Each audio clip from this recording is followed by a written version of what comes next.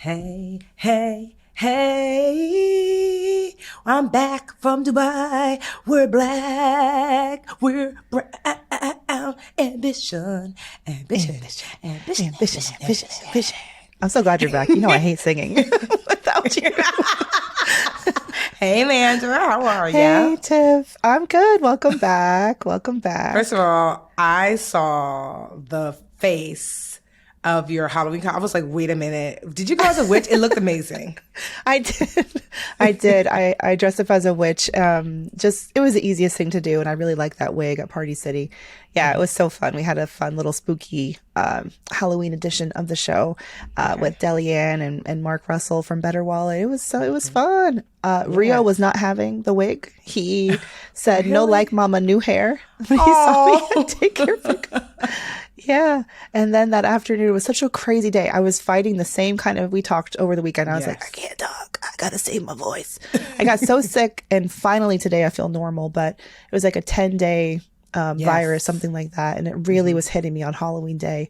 And thank goodness Rio didn't care much that I didn't go trick or treating. I was like, we're going to hand out the candy, which he really enjoyed. But 5 p.m.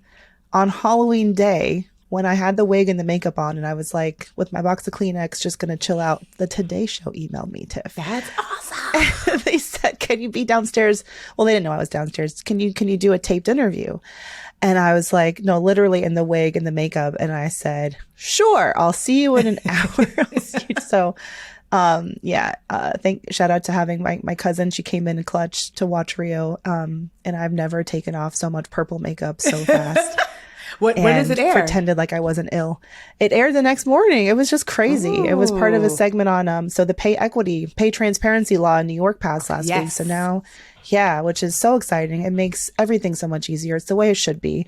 But New York, for 4 million workers now, will be impacted. So if you have a private firm, most companies basically, who are listing jobs and have at least one employee based in New York have to have a salary range now, which means that now it's a good faith salary range. And what I and a lot of Twitter sleuths have found is like companies are taking good faith with a huge grain of salt. And they are out here with these crazy wide, like I saw a bank manager for Apple Bank today that was 165 to 240 was the salary range. Yeah. So there's still room to go. And like, obviously I hope that they make amendments to make it more specific, but a huge win. Very exciting. I got on the Today Show. What the hell? That's awesome. It was not a bad Halloween day. Well, we're Today Show twins. I go tomorrow. I go on set tomorrow morning.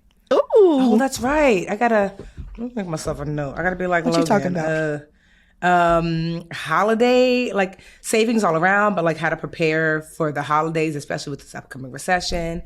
I totally forgot. I'm like, oh girl, I gotta tell Logan, like, girl, tell the girls to watch. Let me make myself a note to myself. Like, but yeah, so Dubai was okay. I didn't enjoy it as much as I thought. Yeah, well, here's the thing. I had a good time I went with this black travel group. A woman named Kina. She does this thing called the Dubai Blackout. She brings anywhere from 200 to upwards of 400 black folks to Dubai every year. And so like the general premise of the tour and things that was fun. We had a good time. But two things I realized, like one, I don't necessarily want to travel with a group that big. Because you're not as nimble, you can't do as much. Certainly, though, there was a lot of like one-off time that like my sister and I did. My sister Carol came with me, but also two, Dubai is way more commercial than I guess I anticipated. It felt like the Disneyland of the Middle East, you know? Yeah. I like a lot. I like some grit. I like history. I like, oh my gosh. You know, this is what you eat here. This is what you wear here. But there was a lot of like a mirroring of Western culture that I already experienced day by day, you know? Like, honestly, I can't tell you one, like I had food from other countries, but just not what they eat in Dubai. I couldn't tell you. I'm like, I had sushi, I had Indian food, and everything was sublime and supreme. I mean, you won't see one piece of like tissue on the ground on the highway. Everything was like perfect. And it was super safe, especially for women and kids, because they always like, you could literally take a taxi that was just a woman's taxi. They were like, if they were like, they had this thing called the Global Festival where like they had all these different countries represented in this kind of like Disney World-esque like marketplace. And they had like a women's night, you know? And so, you know, you're going to be super safe. You know, everybody was super nice. But I guess I was just kind of like, oh, I could experience this in the US in this part. Like this is like California and this is like New York. And it's like intentional. I think the initial king, like the first king of Dubai, he was a world traveler. And what he actually did was go to the Guggenheim and say, how much for the rights to be able to build an exact replica in Dubai? And go to Paris and say how much to be able to build the Eiffel Tower, you know? So it was Sounds like just a very extravagant version of like Vegas, where you have yes, like, that's what everybody kept saying. Like it was a very high end. So and Vegas honestly wasn't my fave. yeah. You know, so which Vegas is the same way. So, you go there for like the different. Yes. You just get it's like a buffet of all the different cuisine and shows and glitz. And like all I know about it, Dubai is like, I don't know, the really terrible Sex and the City 2 movie. And like when Fast and the Furious had I think they went to Dubai, but like super luxe and like live your best life. It's and very, be very glamorous. fancy.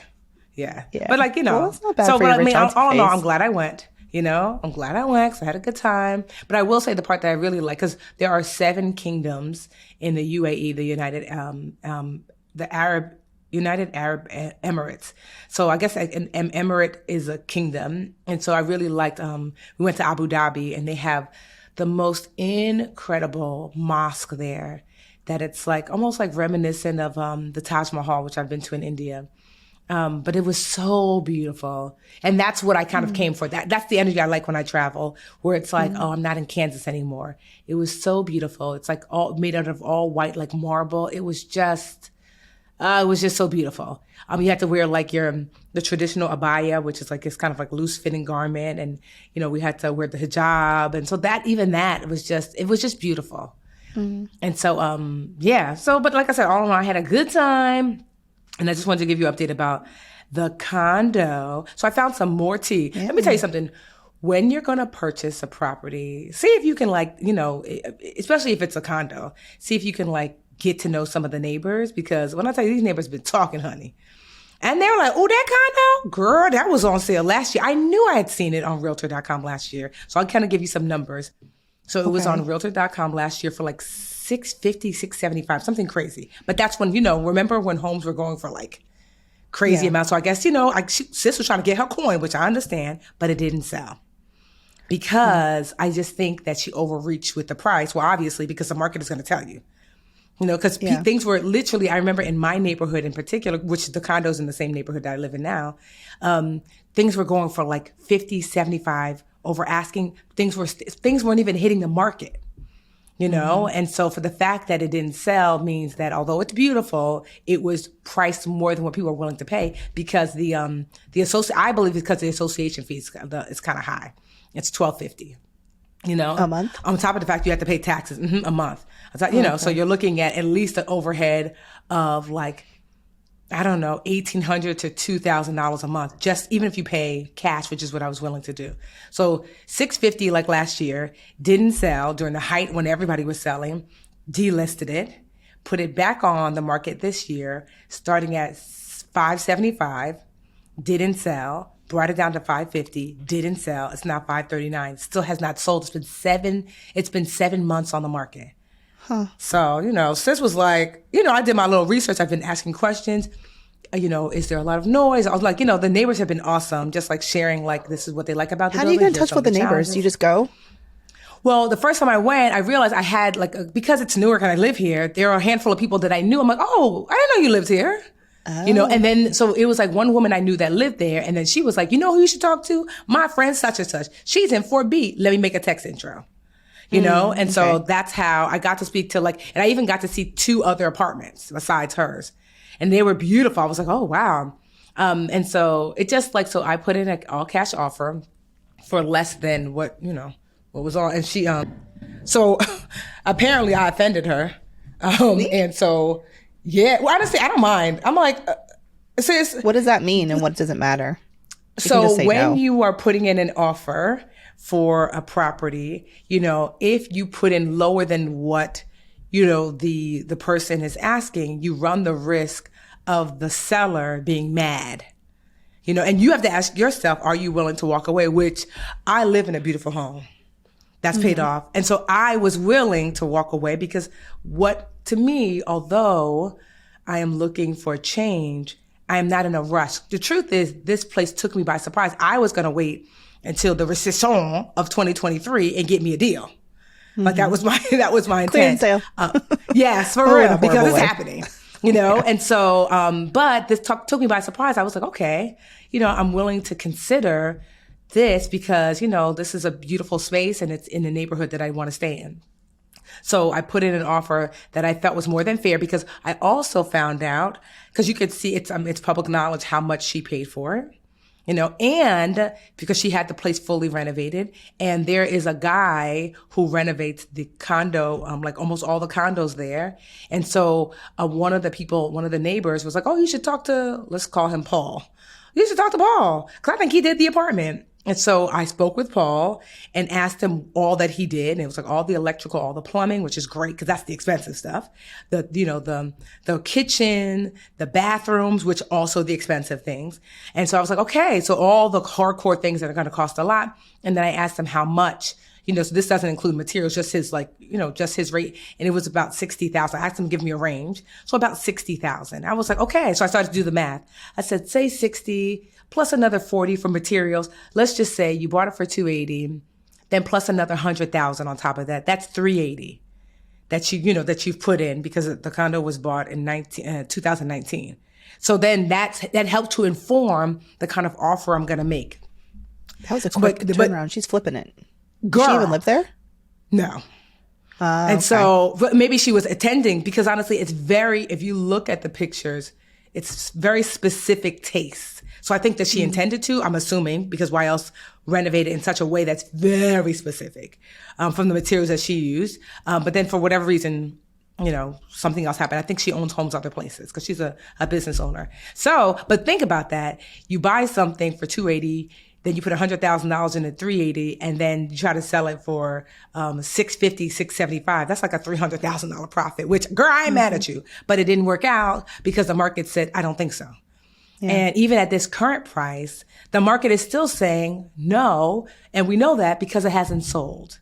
And so, but at the end of the day, it's her property. But something interesting that's happening is that there's another property. So this is a 4-bedroom, like 3.5 bath or whatever. There's another 4-bedroom, 3.5 bath coming online in that same building. Because up until now, that apartment has been a unicorn in that there are no real comps because there is no other 4-bedroom, 3.5 bath that sold within a year in that neighborhood. And so here's one that's coming online. Now, from what I understand, the person who's selling it, they've already purchased a home. So they're very motivated to sell, which means let's just say they sell it for $475, $490. Now, all of a sudden, there's a hardcore comp. So you're trying to sell for $539. If they sell basically the same apartment for $490, that is the new comp. $539 is going to be nearly impossible because one, even if someone has the cash like me, they're going to be like, well, why should I pay that when something similar is sold for less? And then if someone does get a mortgage, the appraisal is not going to, you're not going to get the appraisal because appraisals are based upon comps, which are similar properties that have recently sold. And this other property is on a higher floor and it's fully renovated as well. So it's a true comp. So it's going to be very interesting. I'm actually going to look at that property too, because you never know, maybe I want it. And so I'm going to look at it, and if I don't, I will sit and wait to see, what her move is. But I'm not in a rush. That's one thing is that for those of you who are looking to buy and purchase, there's always deals to be found. And if you are not in a rush, try not to rush because it's very easy to get because my realtor, I could tell she's kind of annoyed with me because she's like, oh, you should have put in for higher. And I was just like, why should I pay more? Because we're in a market where it's hot potato, where these homes were being passed around and it was like this hot market and someone's going to get stuck with the potato. Yeah. And it's very clear if I purchased it at the $539, it would be me because we see already we're in a market where go on realtor.com or any of this, you will literally see almost every home has a downward arrow of this home was recently reduced. Yeah. Like that's the market it is no longer a seller's market, but it's actually not a buyer's market either. And we're in a rare, fair market. And so it doesn't make sense for me to overspend. Now, in 10 years, do I think I get my money back? Sure. But it doesn't make sense for me to overspend because at the end of the day, I'm looking at my holistic financial life and it's an opportunity cost because do you know what 500,000 can do in this market? Amazon is the lowest it's been in like how many years? 20 years? Yeah. You know, 500,000 in the market now could potentially be $1 million, $2 million in the next 5-6 years. And so knowing that, I just was like, nah, I'm not willing to go. I'm willing to like, well, she won't even negotiate, so that's fine. But I'm not willing to go to the price because I've heard behind the scenes that she's like, I'm not lowering it anymore, which is her right, you know. But for me, I'm not willing to overspend on something that I know. Now, is it worth the money she's asking or is it, yes, but is it valued at the money she's asking? No, because something can be worth a thing, but if the market says I will not purchase it, then the value has been stated, which is like, no, not this. It's not because of the thing itself. It's just because of the economy that we're in now. You just can't get that price. So I'll give you guys some updates, you know, and see. I mean, so it seems like that is off the table then, and you're going to look for a different property. No, because I'm open. Here's the thing. Like I said, I'm fortunate in that, you know, I don't have any mortgages. My house is beautiful. I'm just open. To me, if the right opportunity comes along, I will take advantage of it. But if not, it might be 2 or 3 years and I'll stay here, you know? I'm just, basically, it's just like if the right opportunity comes along, then I'll take advantage of it. But I think it's just, I think it's important for our listeners to hear, like, here's what's happening. 2023. I mean, there's some economists that are like, we've been in a recession since January 2022. That's what some economists are saying. Because, you know, we had the 2 quarters of economic shrinkage of our GDP, which is like the output of a country, right? The financial output of a country. So some people are saying that, you know, we've been in a recession, but I believe by 2023, it will be an undeniable recession, meaning like the government will say so, everybody will be on agreement that, and two, although the job market is currently still strong, I think it's lagging behind what's actually happening because like there are a lot of small businesses, including myself, who've had to make some shrinkage.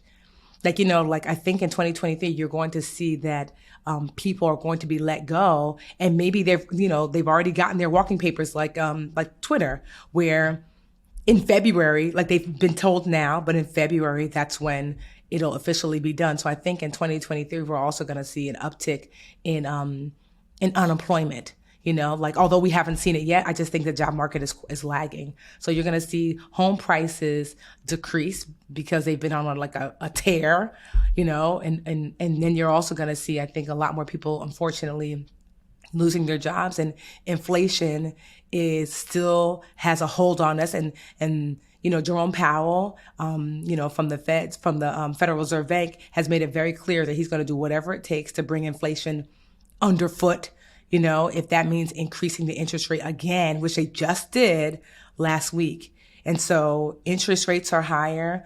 Mortgage interest rates are higher. As a result, I think we're at like 7% for a 30-year mortgage. So yeah, I think our next episode, we should really talk about preparation for the recession and like what our listeners should do. But I'm just sharing that so you understand like my thinking about, you know, whether or not to purchase a property. And if I do, I want to do so in a way that, because at the end of the day, buying a home is probably the most expensive choice most of us will ever make.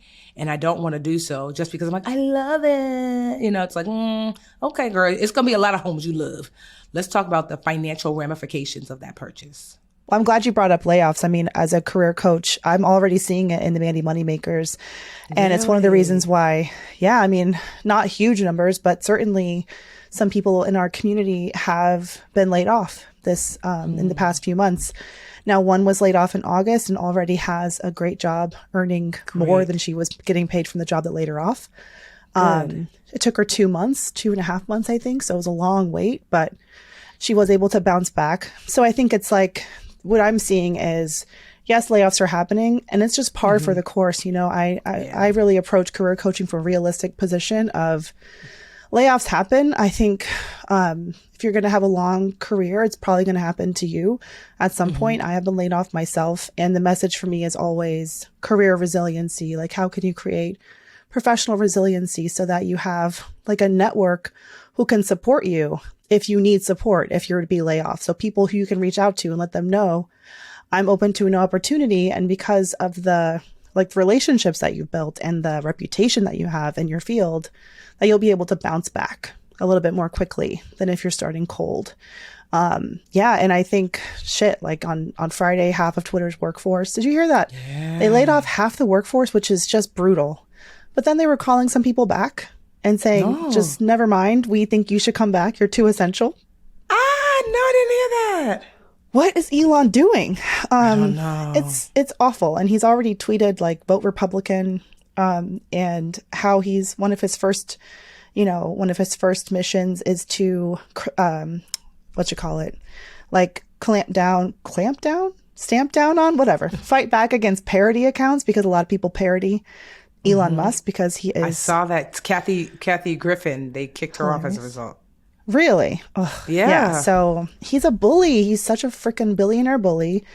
And it's a shame, that a man like him can just wield his influence and his huge financial power and just take over a whole company like that. And Twitter just felt like the people's company in a weird way. I mean, it's a business, right? But it doesn't feel like that anymore. I don't want to use it. Yeah. But they're not the only ones. Like, we're going to be seeing, and this is heading into the fourth quarter. We're already in the fourth quarter. Layoffs are really common before the holidays. So realistically, you should absolutely be preparing for what happens if you were to be laid off. So and a lot of the same practices that can help you prepare professionally can also help you financially. So, get your emergency funds shored up, cut back on expenses if you can. Of course, dust off that resume and be looking. Take interview opportunities as they come to you, and keep your networks fresh and warm. So, look for opportunities to connect to former colleagues and peers in your network and let them know what you're interested in. And certainly if you're hearing whispers, some of these layoffs don't happen out of nowhere. You hear whispers at your company, and some companies tell you, like they have the hiring freezes and hiring pauses. That's a good indication potentially layoffs could happen if these freezes are not enough. So what can you do to bounce back, and how can you use your network to do that? So I have a question. So Mandi, because you told me it took her 2 months on average, when things are not bad, how long are typically people or your Mandi moneymakers, how long have they, like if they lost their job, how long before they replaced it typically? Yeah, well, I've only seen, I think, 3 Mandi moneymakers. So it's not a huge statistical sample, but 3 Mandi moneymakers have been laid off since August.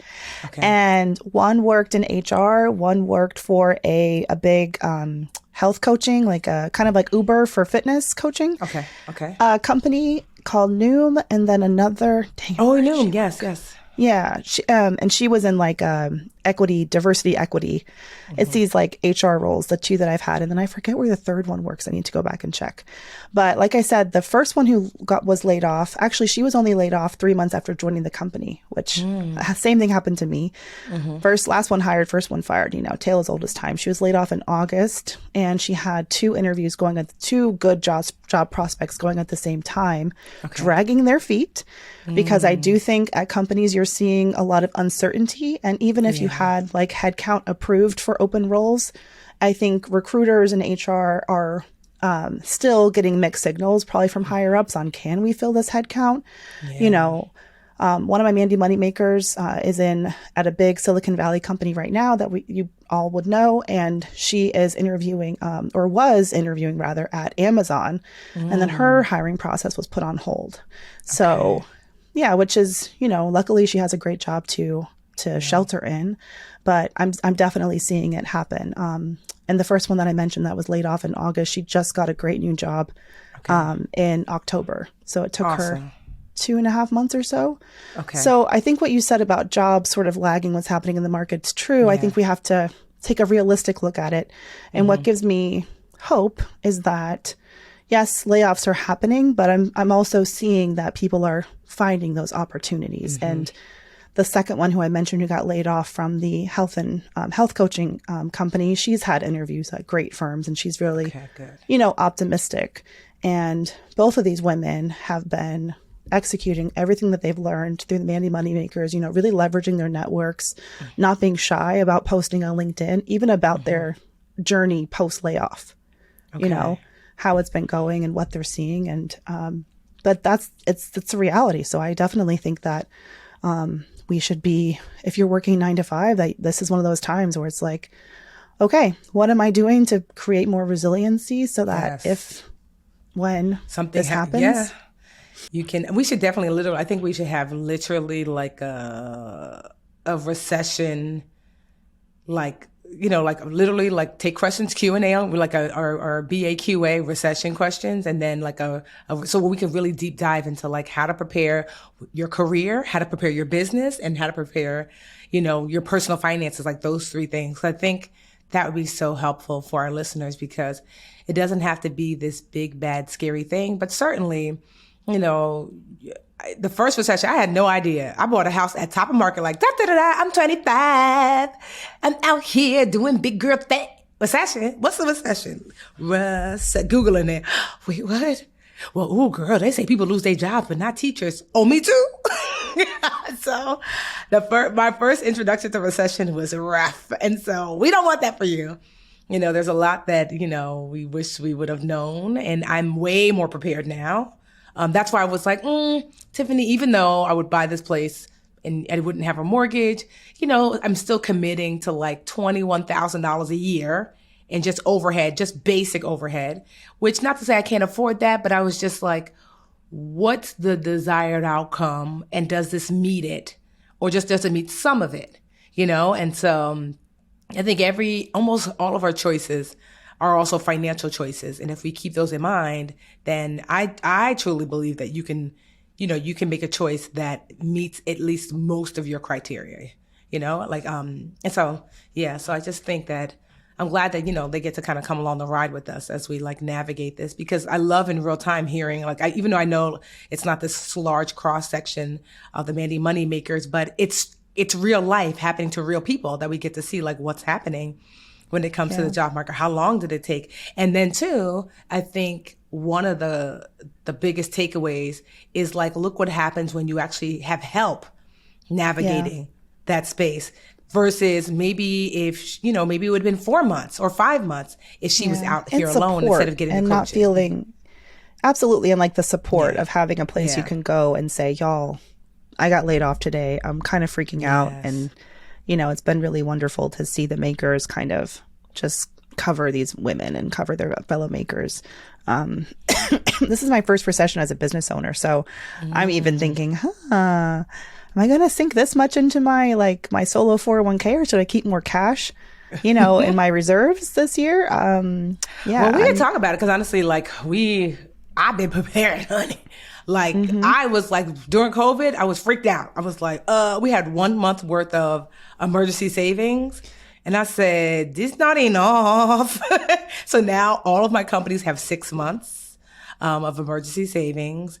And well, we're going to talk, because like I said, I think there's so much stuff that we could do to prepare, but we also have pivot plans of like, I call it going to the bank. I tell this to all like my mentees and my mentor, Tiffany, .com, is that like, you should have this thing where I call it, where it's like, you have your regular business model, but if stuff is, the young people say, if shit gets thick, then I can go to the bank.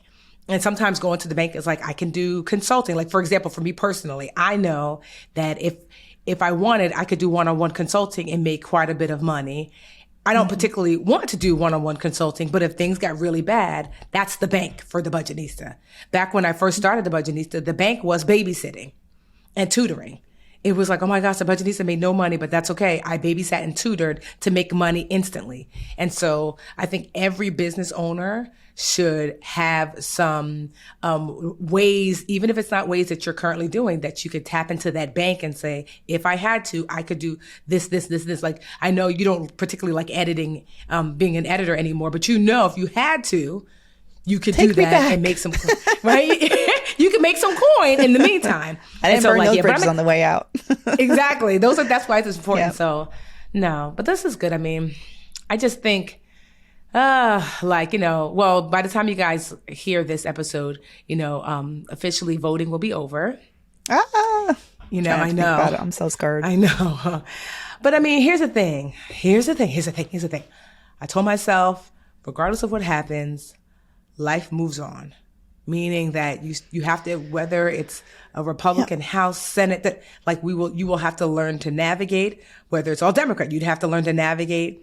And that's how life looks like, it's so cyclical, and you will manage, and we will, the key is, with the tools available to me, how do I make the most of it? And that's all that can be asked of you. So, just keep that in mind, that there have been worse that's happened and there have been better that's happened. And either way, you're still here. So.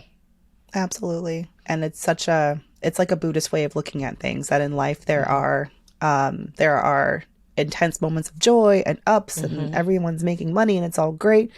And then you also have to be ready for the other foot to drop. And I think that it's not pessimism, it's realism. And that's what I like to bring to the table. But there's still room to be optimistic. It's just about, okay, let's be optimistic and cautiously optimistic moving forward. Yes. And plan either way. Absolutely. Hey, BA fam. Did you know if you bought anything from the Budgetista, you've used Shopify? Yes, you have. I use Shopify for everything from my children's book, Happy Birthday, Molly Moore, to any of my Dreamcatcher merch. Shopify is where it's at. Shopify makes it simple to sell to anyone from anywhere. Start selling with Shopify and join the platform simplifying commerce for millions of your favorite businesses worldwide. With Shopify, you'll create an online store in your vibe, discover new customers, and grow the following that keeps them coming back. It's honestly never been easier to start and grow a business thanks to Shopify. If y'all have ever bought Brown Ambition merch, you've also used Shopify, and it could not have been easier for me to figure out and get it all set from beginning to finish. You can sign up for a free trial for Shopify at shopify.com/brownambition, all lowercase. Go to shopify.com/brownambition to start selling online today. Shopify.com/brownambition. Hey, VA fam, our show is sponsored by BetterHelp Therapy Online. It's no secret that laying the groundwork for your financial future can be a bit overwhelming. You've got to think about saving versus investing, risk management. I mean, there's a lot to consider. In fact, navigating any of life's challenges, they can make us feel unsure, whether it's a career change, a new relationship, or becoming a parent. And unfortunately, they don't give us a user manual when we come into this world, right? That's why a trained therapist can be the next best thing. Therapists are trained to help you figure out the cause of challenging emotions and learn productive coping skills. As the world's largest therapy service, BetterHelp has matched 3 million people with professionally licensed and vetted therapists who are available 100% online. Plus, our favorite here at BA, it's affordable. Just fill out a brief questionnaire to match with a therapist. If things don't click right away, you can easily switch to a new therapist anytime. It honestly couldn't be simpler. No waiting rooms, no traffic, no endless searching for the right therapist. Learn more and save 10% off your first month at betterhelp.com/brownambition. That's BetterHelp, HELP.com/brownambition. And now it's time for Boost or Break or Boost or Break or Boost or Break or Boost. Are you gonna boost? Are you gonna break? Is you gonna break? Which one are you gonna do, Mentor? Which one will you take? Boost or break? Because yours is big. Mine is short, so I'll just do, and then that way we can wax poetic on yours like after. Okay, so mine is really little. I mean, it's a big deal, but not like a big deal for me personally. I decided long ago. Anyway, I've decided that y'all know I've been redesigning my life. I've not spoken to Dr. Green in a month, and we finally had our session last week, and I was sharing her all the changes, and she was like, "Are you just in awe of the woman that you're becoming, Tiffany?" And I was like, "I'm scared." But I told her that one of the things on my list is I want more space and time to just do the things that I enjoy. That sometimes I feel so rushed and the next thing and the next thing. And I said, so next year, I told my admin Rose to put an X on March, to put an X on August, and to put an X on December. Meaning I'm not going to work those 3 months, and I'm super excited about it. Because I'm just I'm telling all of my partners, ahead of time. So that way they want to work with me. Very It doesn't mean that smart. nothing will get posted, but it just means that like I will pre-tape, like let's just say I'm like, oh, they want me to do some reels or whatever. All those things will be done because my team will still be working. But, I want to create space where I'm like, I'm not overworking, because I felt, I'm not going to lie, I was doing really well until the Netflix special came out. And then it triggered old Tiffany, which is, oh, girl, we about to get it. And then I was like, oh, my gosh. And I didn't know how to turn it off. And then I got really sick with that upper respiratory. And it sat my behind down. And I said, I don't want to go back to that. Like, there has to be a way to, celebrate something good or promote something without breaking myself. Because that's what I would just do. I would power through. And I don't want to be that Tiffany anymore. And so I do say all that to say that like I'm excited because I'm like, that's what next year is going to look like. I don't know how I'm going to work it out, but I told myself, first you work it out by intending it, then you say it, then you let people know, and then we work around it. And so I'm excited about that. So that's my boosty. But I know you have a huge boost, Mandra. Yeah. I'm excited. Yeah, I'm very, very, very freaking proud. So y'all know that I started my book proposal journey this past summer. I started working with a book proposal coach because I think like a lot of journalists and writers, I always wanted to write a book, but it was never happening. And I realized I needed some accountability. So I started working with this coach in June. And at the same time, another coach for my Mandi Moneymakers Academy. And doing those two things at the same time made me really pull back in my business so I could have more space for that. And they worked there was a method to the madness. The coaching around the Mandi Moneymakers Academy was how can I create still the same amount of value, but less of a high touch process. So I wouldn't have to show up live as often and reinvent the wheel every time I had a new cohort, basically. So how could I create like on demand content and take everything I'd already done and just make it more automatic. And that freed up time for me to focus on my book proposal. So my book proposal, I started working on, I took a big break in September when I was just free launching Mandi Moneymakers, and that went off successfully. And then October, I hit it again and I'm done. I finished it. 70 pages of book proposal. Awesome. Yeah, I'm really 70 proud. pages, girl. That's a book. Yes, I felt like it. 70 pages, 9 or 10 chapters of the book. The working title is Quit Your Way Rich. So it's right on brand. Yes. I love it. Yes. And it feels exactly like, it just feels like what, it's so cohesive with everything that I've been doing the past 2 years in my business. And it just makes sense. And I do feel like it's evergreen. And yeah, and even though, yes, the pandemic and the Great Resignation happened, I believe this is going to be the kind of career book that can just be a staple for anyone in their lives. But so what happens now, this is like a very big but early stage. Book proposal is done. Now I shop it to find an agent. And when I find an agent, they will then take it and sell it to a publisher. So with Thanksgiving coming up, the clock is ticking. I really want to have an agent before the holiday. I don't know if that's realistic or not. My proposal coach should be pitching people this week, but I hope it finds a home, and I'll keep y'all posted as ever. Let me tell you something about Mandi. If she's nothing, she's ready. Because of how I am, I said, let me see if this domain, Quit Your Way Rich, is available, because I was going to tell her one of the first things to go gather it. I type into my phone, quityourwayrich.com, and I said, oh man, it's taken. And then I see a picture of this beautiful woman with these curls popping, and her name is Mandi Witch of Santos. And I'm like, girl, Mandi ain't playing with y'all. She was like, I love that you grabbed that domain. Cause I was like, oh, she done said it. The people know. She got to get that domain ASAP. No, but honestly, I am so happy for you and proud of you. And I just can't wait to, watch your journey. Just make sure as you're writing the book to keep in mind to save some reserves, because everyone says this, but it doesn't feel like it because writing the book part is so hard that that's easy compared to the marketing. I'm terrified of the marketing. I know. Don't worry about it. We got you. But I'm just saying you got that, me. I will. Yes.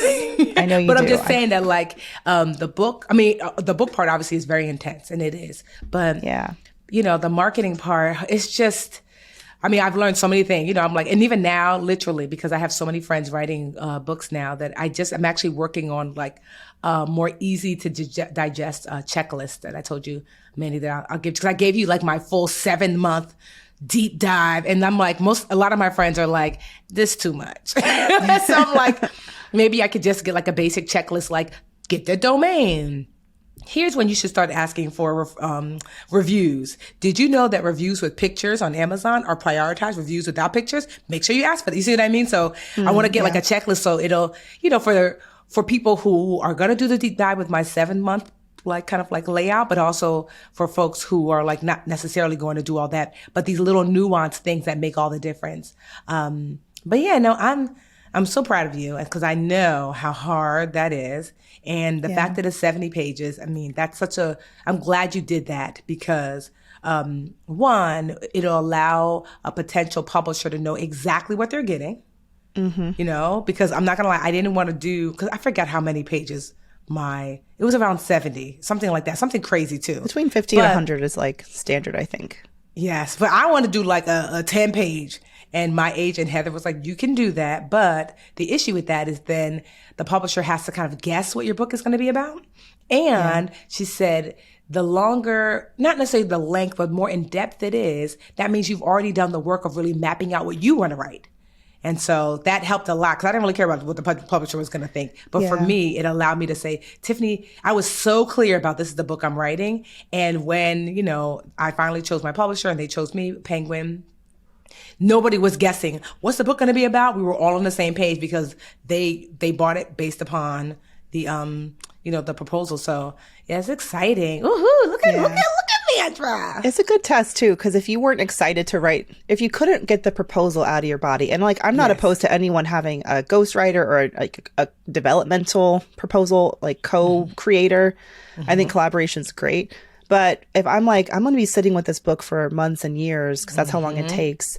I need to really want to say this stuff and to feel passionate about it. And I felt that way. It was, I'm not going to say it wasn't hard because, you know, you have to make that commitment and lots of early mornings before Rio woke up.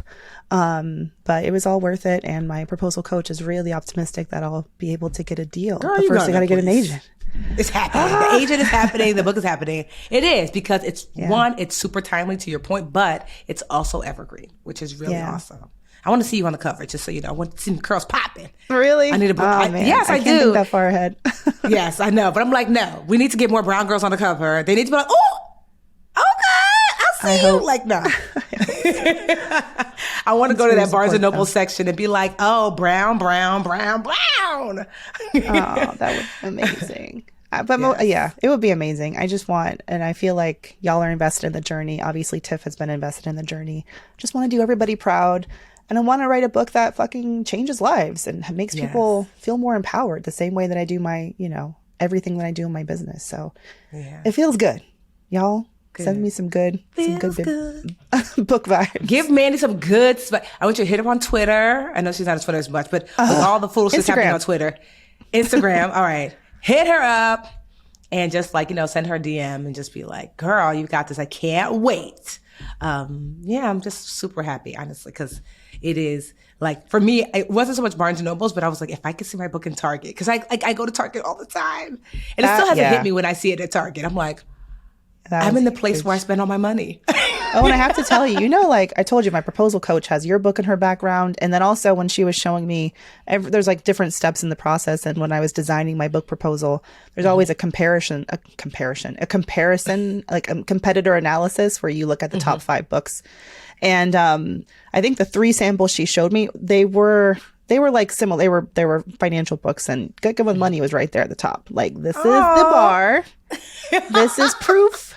Because it's proof that financial books by women of color can do great, you know? Yes. So I love seeing that for sure. It wasn't on my list because it ain't about money. But but it is the bar now. You are the bar. Oh, bitch, you're the bar. Alien superstar. I was just listening to Renaissance today. Girl, I don't know why I'm like so obsessed with plastic on the couch, right? I'm just so like I've always loved it, but just recently I'm just like, I was in the car. I know people were beside me. It's cuffing season. That's why. Tiff, I don't know. What are you trying to say? A No. little romantical. Oh my gosh. But yeah, so I'm just excited. So yeah, it's like this new, I just love what we get to do, that we get to do, like, pour into the people that we care about, our audience, in so many different ways, from the podcast to our individual businesses to books. It's just, I don't know that professionally it gets better than this, because everyone can't say that they can see the direct correlation of what they do and the people that they're serving, and so we get to say that this is why I was a school teacher, because selfishly I was like, I want to see my work, and I love the fact that I'm like, oh my gosh, Rio can read because I taught him, and so like what we do here, it's like, wow, look how many people we get to help instantly. Like someone's going to listen to this and be like, because of you guys, ... So just, I'm just proud of you, Mandi, because I know it was a little touch and go in the beginning. You're like, what? Now look, they're lost. I know. I'll never forget that pivot for me and what happened and how you were there to lift me back up. It'll always be one of the reasons I love you the most. But and same, Mandi, same. Yeah. All right. Well, don't get me to start crying. Anyway, wait, I was just about to say the podcast network. Y'all listen. Tiffany's not available March. What was it? March, August. What am I going to do? March, August, December. Well, no, we're going to figure it out. Like, even if I pre-tape some stuff, we're going to figure it out. Or even if I say, because it's with my first year doing it, like, I'll do 2 episodes. You know what I mean? We're going to figure it out. But I just said, let me say it and then adjust to it, Oh, yeah. We're very nimble. Yeah. We got it. Yeah. So don't worry if you're like, I want more. There is more. You already know every Friday we have the BAQA, where if you have questions, we have some answers. And so we'll see you on Friday for the BAQA. Hey, BA fam. We're on YouTube. Woohoo! Thank you so much for watching. Please like this video and subscribe to the channel. And while you're at it, why don't you go over to that little bell icon and just tap that for us. Show the BA fam how much you love us. And that way you'll also get notifications when new videos drop. Also, share the channel with a friend. We're always like, tell a friend, tell a friend, tell a friend. And thank y'all so much again for all the support.